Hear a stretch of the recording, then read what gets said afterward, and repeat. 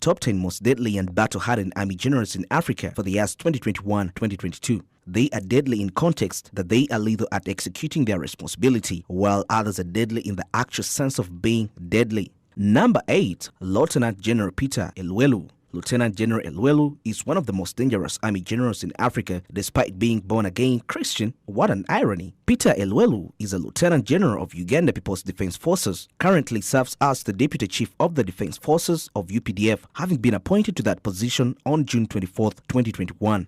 Elwelu commanded the UPDF troops that overran the palace in Kasese of Charles Mumbere, the traditional ruler of Rwenzururu, where it was believed that the traditional leader was harboring rebels who were threatening the security of the nation, but these are unproven reports. Uganda People's Defense Force soldiers encircled the palace and told the people inside that they could not leave. Tensions escalated and there was an exchange of heavy fire with the royal guards at the kingdom's office in Kasese town. Since then, he has been feared, respected and regarded as one of the most lethal and dangerous generals in East Africa.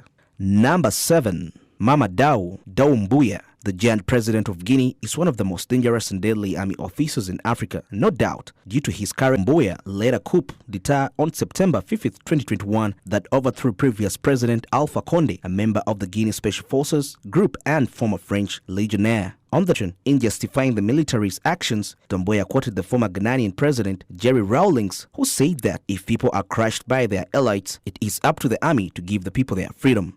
Bahanu Jula Gelacha is an Ethiopian field marshal on the Ethiopian National Defense Force. He is currently the Chief General Staff of Ethiopia as of November 4, 2020. He served as the Force Commander of the United Nations Interim Security Force for Abyei from 2014 to 2016. He was promoted to Lieutenant General sometime before December 9, 2015. His term ended on January 15, 2016 with the appointment of Major General Hassan Ibrahim Musa. On January 8, 2022, Bahana was promoted to Field Marshal by Prime Minister Abiy Mohamed Sahel Work Zwede. The only flaw in his plan is his failure to deal decisively with the Tigray separatists who became a disaster for the Horn of Africa nation. In one of his interviews, he quoted saying, "Ethiopia will defend itself by force and we will not negotiate over its right to the Renaissance Dam, which has caused tension with Egypt. Egyptians had the rest of the world know too well how we conduct war whenever it comes."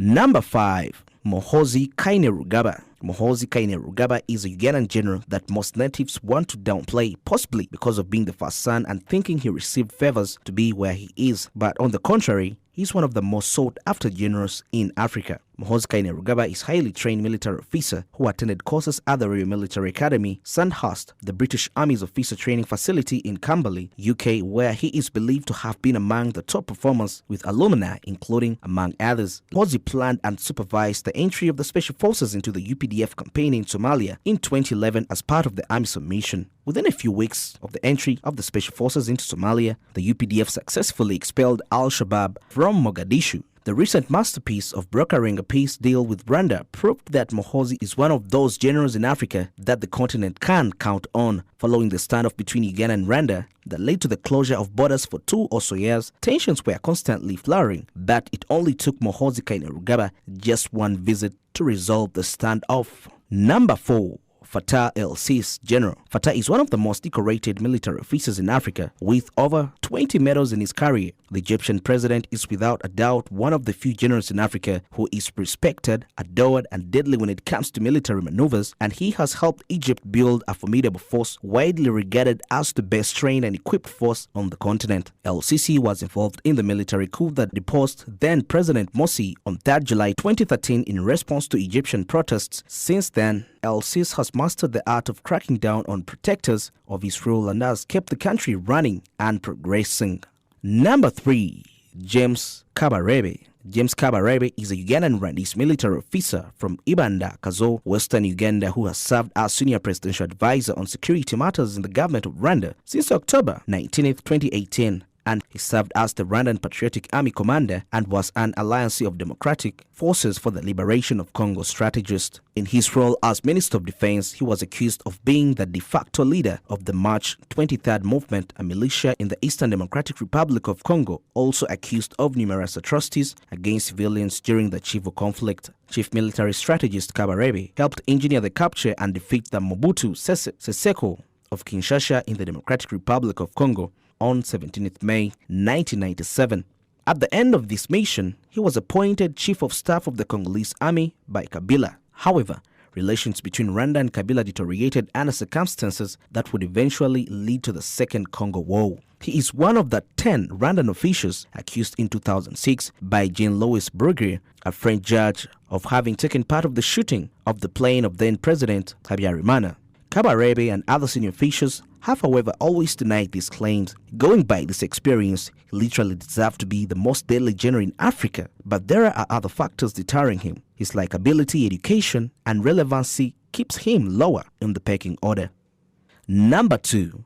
Paul Kagame. There is no way one can mention the most dangerous and deadly generals in Africa without mentioning Paul Kagame. He is lethal, no-nonsense character and undeniably authoritarian in nature. Paul Kagame began his military career in Uganda as part of Uganda's People's Defense Forces, fighting alongside Museveni to overthrow the government in power in 1986. Eventually, he took over power as the president of Rwanda. Since then, there has been tremendous change in the East African country, which can be seen by the speed at which Rwanda is developing not only militarily but also economically, but also developed its foreign policy. Rwanda has deployed its troops in countries like Somalia, DRC, where it locked horns with its counterpart, the Uganda People's Defense Forces, and most recently Mozambique.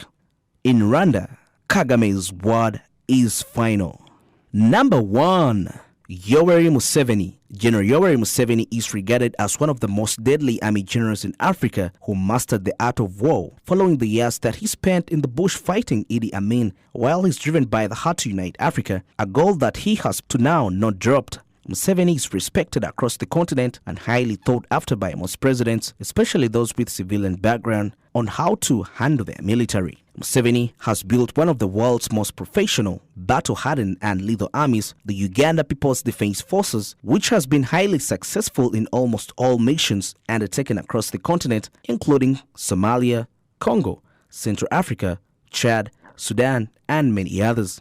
Yoweri Museveni has masterminded peace in neighboring countries and is believed to be an icon of East African integration, which he has categorically stated that it is his desire for East Africa to become more like one nation with a single currency and a single force. He is also one of the most deadly generals in Africa due to his style of handling international policy and crackdown on demonstrations in Uganda. Thanks for watching.